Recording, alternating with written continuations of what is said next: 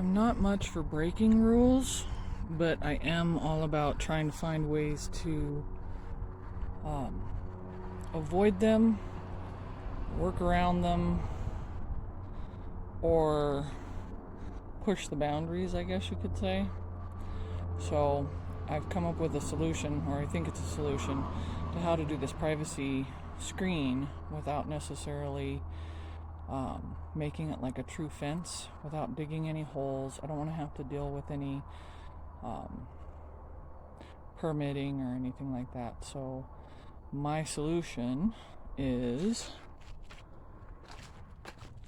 these things. I'm going to use these planters and these landscape timbers, and I've got some slats that I'm going to use to go across them, but I'm going to set them in concrete in these, and once it's all put together, I'm really hoping that it's going to do what I want it to do, which is to stabilize the screen and make it semi-stable,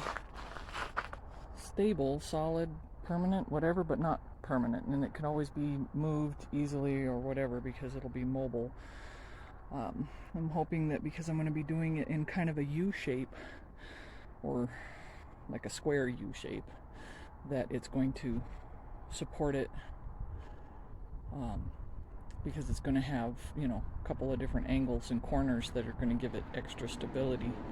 So we'll see how it goes. So first thing I got to do is level out the bucket, put the pole in, and then fill it with concrete, and I'm going to anchor it down with I'm going to use the slats that I'm going to use for the cross pieces as boards, just to kind of support the beams until they set in the concrete. So anyways, I'll try to get a picture of that too.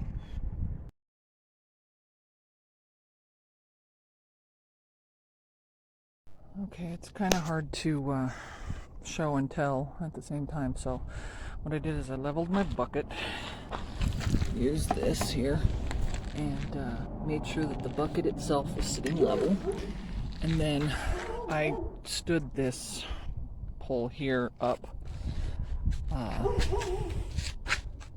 so that it was more or less plumb, and I attached just with one screw, so I had kind of a pivot point here.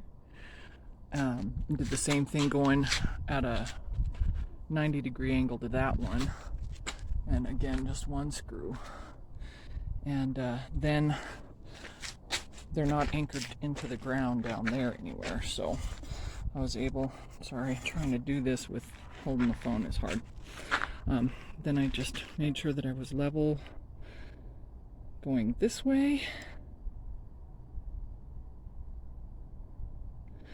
and level going this way, and because these are not anchored into the ground, you can move them to make sure that you have them level. So this one's just a little off, so let's see, do I need to go out there? No, it looks like what I need to do is go out at the bottom, so that means I need to shift the whole thing to the left just a little. So since this is not anchored, I'll just move it ever so slightly. I can probably even just push on this here. That looks pretty good. So because I moved it that direction, I'm going to check it again this way and make sure that I'm still level this way. Oops, too far.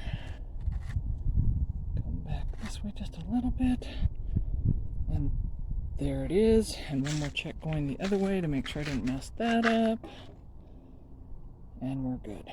So now that I have it level, I'm going to go ahead and mix up the concrete in the wheelbarrow, and I'll pour that in there. I put the plastic bag in there because this is a planter, so it's got drainage holes all on the bottom.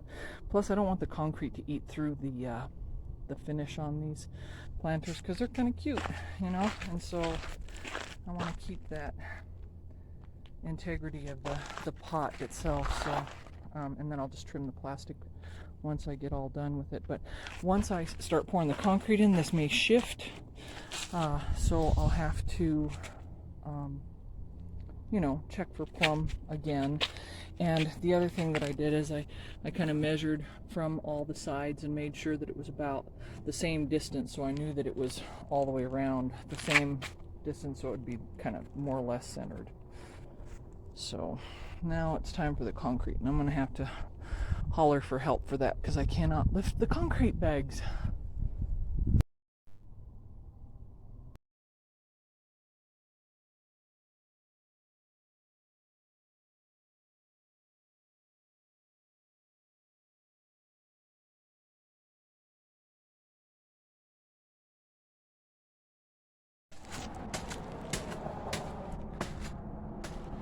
Sir Mix-a-Lot.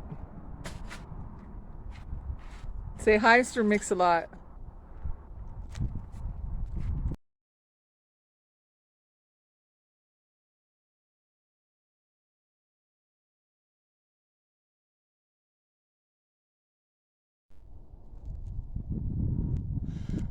Okay, plumb so I can attach.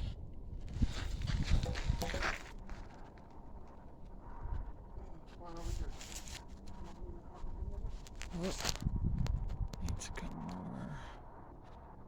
There we go, right there. Exactly 8 feet, and this T-square of mine is exactly 4 feet. So if I measure it from this end or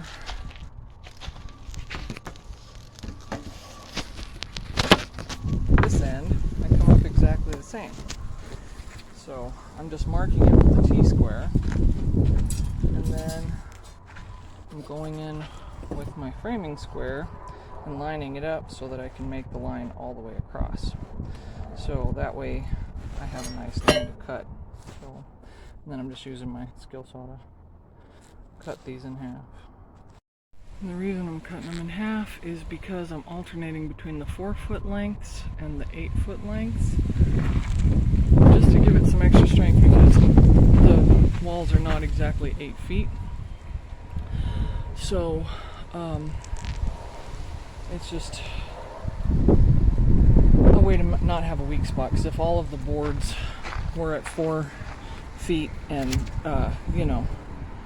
all down the middle here, it would just make this one board would be one upright would be a weak spot. So alternating them makes it so I can make the length and keep it strong. And because it's on the corner, even though it's just in these buckets, I mean, this corner is pretty solid because it's got something going this way and something going this way. So it really kind of anchors it, makes it solid, even though it's just in a bucket. But like I said, I could move it if I needed to. So still got a ways to go to get it all finished, because I want to go all the way down there. It's just a process. One of the other things to keep in mind as you're putting it together, and it doesn't matter if you were doing a real fence in the ground or something like this privacy screen, you always want to make sure everything is plumb and level, so that no matter what the ground is doing, the screen, fence, whatever you're building is level to the eye, not necessarily even with the ground, because the ground is going to have lots of anomalies. Doesn't matter how flat you make your ground.